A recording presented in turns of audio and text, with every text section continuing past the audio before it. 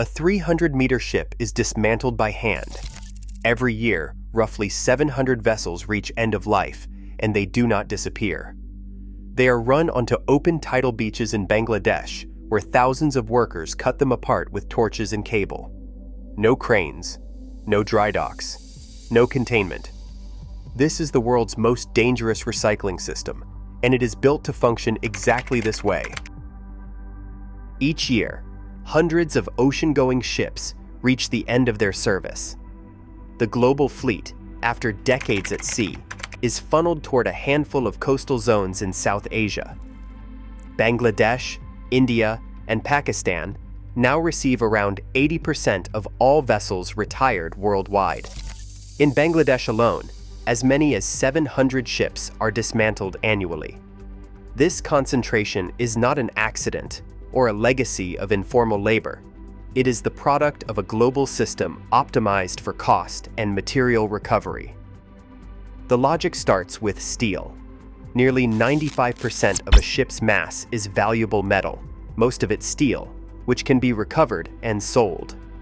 In countries like Bangladesh, where steel demand outpaces domestic production, shipbreaking supplies more than half the raw material for the construction and manufacturing sectors. The economics are straightforward. Acquiring an end-of-life ship for dismantling in South Asia is far cheaper than recycling it in a regulated dry dock in Europe or North America. The difference lies in labor costs, environmental controls, and infrastructure. Beaching yards operate without the capital-intensive equipment found in industrialized ports. Instead of cranes and dry docks, these yards use gravity, tides, and manual labor to break ships apart directly on the sand. Ship owners and brokers, facing strict regulations and high disposal costs in their home countries, route vessels to these regions through a network of intermediaries. Regulatory arbitrage, reflagging ships to countries with looser oversight, removes barriers to export. The system externalizes risk and cost, distributing responsibility across borders and markets. The result is a tightly linked supply chain. Ships from wealthy economies are stripped for steel on Bangladeshi beaches, feeding material back into global industry. This is industrial recycling without industrial infrastructure, where risk is not incidental but embedded in the very design of the process. A ship arrives at high tide, driven onto the sand by its own engines or tugboats. Once grounded, the vessel becomes a static work site, its hull resting on the intertidal plane. The dismantling process begins with a foreman directing a team of cutters, fitters, wire handlers, and laborers, each assigned to a specific phase. The first task is to strip the ship of any remaining fuels, oils, and hazardous residues. Workers remove wiring, insulation, and salvageable equipment by hand, often with basic tools and minimal protective gear. This initial stripping may take several days, depending on the vessel's size and complexity. Cutting teams then move in, using oxyacetylene torches to slice through the steel hull. The operation starts at the bow and stern, working inward to create access points. Large steel sections, sometimes weighing several tons, are separated from the structure and dropped onto the sand below. Winch operators and wire teams attach cables to these blocks, dragging them further up the beach as the tide recedes. Mud cleaners follow, scraping off oil and debris to prepare the blocks for secondary cutting. In the secondary zone, smaller teams further divide the blocks into manageable plates. These are sorted by material type: steel, copper, and aluminum, then stacked for sale to local mills and traders. Throughout, the foreman coordinates movement, timing, and safety measures, balancing speed with the limitations of manual labor and simple machinery. The process relies on the rhythm of the tides, with each phase constrained by water levels and shifting sand. Every step is designed for maximum material recovery at minimum cost, embedding risk into the workflow rather than isolating it as an anomaly. The result is a system where operational efficiency and hazard exposure are inseparable. Risk in Bangladeshi shipbreaking is not a side effect, but a structural feature woven into every phase of the process. 4 main domains define where danger concentrates: structural, environmental, mechanical, and process-based hazards. Structurally, the ships themselves become unstable as their hulls are cut apart. Without dry docks or scaffolding, massive steel sections can shift or collapse with little warning. Environmental hazards arise from the release of toxic substances, residual oil, asbestos, and heavy metals, exposed and dispersed by manual stripping and cutting. Mechanical risks are constant, as workers operate oxyacetylene torches and heavy winches with minimal protective equipment. Large steel blocks, weighing several tons, are dragged across mud and sand, creating persistent threats of crushing or falls. Process hazards are embedded in the workflow. Multiple teams cut, haul, and sort materials in overlapping zones, often without isolation or lockout systems. Each year, these risks translate into an estimated 50 worker deaths across Bangladeshi yards. The system's design, with manual labor on open beaches, minimal infrastructure, and a relentless pursuit of material recovery, ensures that risk remains concentrated and persistent. Here, danger is not random or exceptional, but a predictable outcome of how the global supply chain meets demand for recycled steel at the lowest possible cost. Shipbreaking in Bangladesh operates on a model where profit comes from minimizing investment in infrastructure. Unlike industrial recycling yards in Europe or Turkey, which rely on dry docks, cranes, and engineered safety systems, Bangladeshi yards use the natural slope of the beach and the force of the tides as their main tools.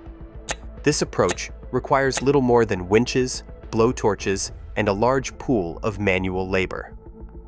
Capital expenditures are kept low, allowing owners to acquire and process ships at a fraction of the cost seen in regulated markets. The economic outcome is significant.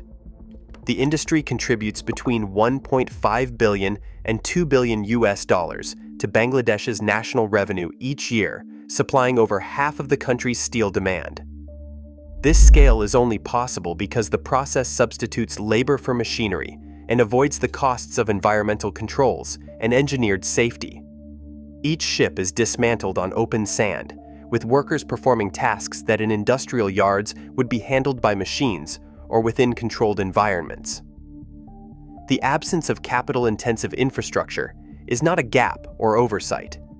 It is a deliberate cost-saving strategy embedded in the system's design. Risk, in this context, is a managed variable, tolerated to preserve the economic advantage that keeps Bangladesh competitive in the global recycling chain. A shipbreaking yard on the coast of Bangladesh runs on a workforce drawn almost entirely from other regions. 95% of these workers are migrants, many traveling hundreds of kilometers in search of wages that average just under 50 cents an hour. The daily reality is shaped by the economics of the process. Each worker's body substitutes for machinery, carrying, cutting, and hauling steel that in other countries would be moved by crane or conveyor. The physical demands are relentless, hauling cables, climbing unstable hulls, and maneuvering heavy plates across shifting sand and mud. Every action requires constant vigilance. Workers must judge the stability of a steel block, anticipate shifts in the hull, and coordinate with teams in overlapping zones, all with minimal training or protective equipment. The cognitive load is high, mistakes can mean injury, yet the pace rarely slows. Over time, the normalization of risk becomes a survival strategy. Danger is not an exception, but a constant, integrated into the rhythm of each shift. One former cutter describes the work as a test of endurance, not just of muscle, but of attention and nerve. Here, labor is measured in output and exposure, each worker a moving part in a system where the cost of safety is weighed against the price of steel. Shipbreaking's global reach depends on a network of brokers who specialize in routing end-of-life ships to the lowest-cost dismantling sites. These intermediaries do more than arrange sales, and they navigate a patchwork of international regulations, exploiting gaps between conventions such as the Hong Kong Convention and the Basel Convention. When a ship is ready for disposal, owners often reflag it to countries with minimal oversight, bypassing rules that would otherwise require responsible recycling. This process, known as regulatory arbitrage, allows vessels to move from highly regulated jurisdictions to South Asian beaches without triggering export bans or strict environmental controls.